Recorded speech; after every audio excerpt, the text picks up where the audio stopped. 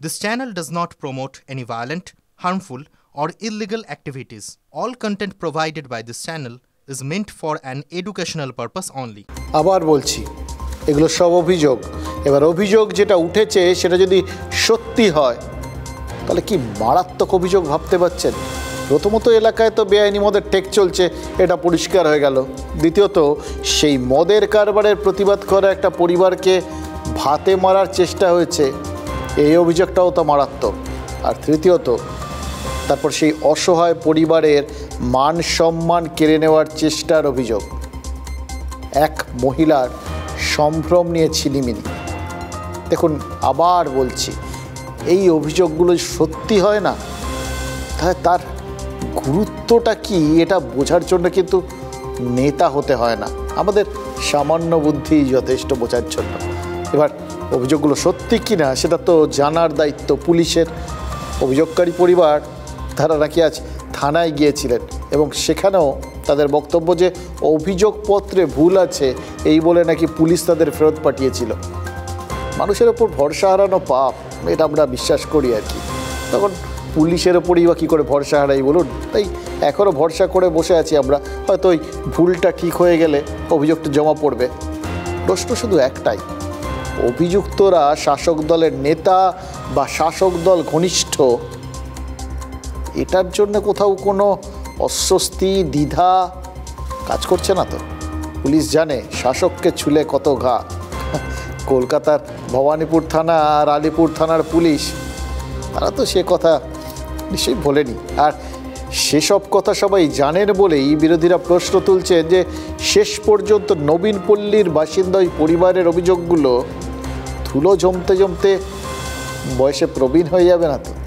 বিরোধী নেতারা এরকম সন্দেহ করছেন কেন? খুব অকারণে করছেন কি? অভিযোগকারী পরিবার বলছে থানায় অভিযোগ যাতে দায়ের না হয় সেজন্য নাকি অভিযুক্তরা নানা রকমভাবে চাপ তৈরি করছিল।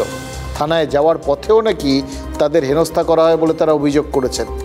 বাট চাপ যদি তৈরি হয়েই থাকে তাহলে কি শুধু অভিযোগকারীদের ওপর হয়েছে?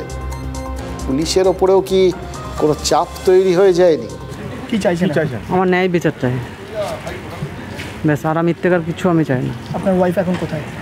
ভর্তি আছে। হ্যাঁ, আমরা কমপ্লেন দিতে গেছিলাম, তা এখন আবার মানে যেহেতু বলছে না হাতের লেখা দিয়ে হবে না, টাইপ করে আনতে হবে। স্বামীকে ফেরাতে হবে তার কাজে, সেই কারণে মনোরঞ্জন করতে হবে নেতাদের এবং সেই কারণে মহিলাকে আত্মসমর্পণ করতে হবে। আমি এইভাবে শব্দটা বললাম, অন্য কোনো শব্দ বললাম না।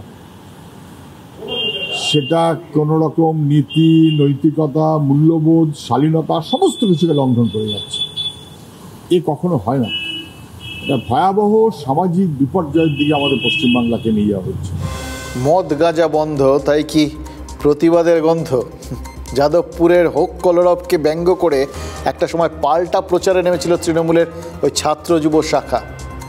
দুর্গাপুরের গুণধর নেতাদের কি কেউ বলে দেন নিজের দল এই মদ মাংসের কালচারটা একদম পছন্দ করে না? দুর্গাপুরের নবীন পল্লীতে তারা বেআইনি মদ ব্যবসা তাহলে কী করে খুললেন? নাকি ওই নেতারা শাহরুখ খানের রাইস ছবিটা দেখেছিলেন? সেখানে একটা সংলাপ ছিল না, কোনো কাজ ছোট নয় আর কাজের থেকে বড় কোনো ধর্ম নেই। সেই ছবিতে তো শাহরুখ খানও বেআইনি মদের কারবার করতেন। তাই জন্যই হয়তো ভেবেছেন যে এখানেও সেই শাহরুখ খান বড় নেতা ধরে নিচ্ছেন আর কি, তাদের এই ব্যবসার বড় নেতা আর কি। সুতরাং তাকে অনুসরণ তো করাই যায়। দেখুন রাজ্যের আর কোথায় কোথায় এরকম রাইস অনুগামীরা রসিয়ে ব্যবসা করছেন ভগবান জানে। কুপ্রস্তাব পেয়ে কোনো অপমানিত গৃহবধূ গলায় দড়ি না দিলে তো দেখছি টনক নড়ে না। দুর্গাপুরের টনক না নড়লেও উত্তরে কিন্তু টনক নড়েছে। দিনহাটায় উদয়ন গুহ দলীয় কর্মীদের কিন্তু কড়া বার্তা দিয়েছেন। সে কথাই আবার আপনাদের শোনাবো, কারণ এই সব কথাগুলো না আজ বিশ্বাস করুন না বললেই নয়।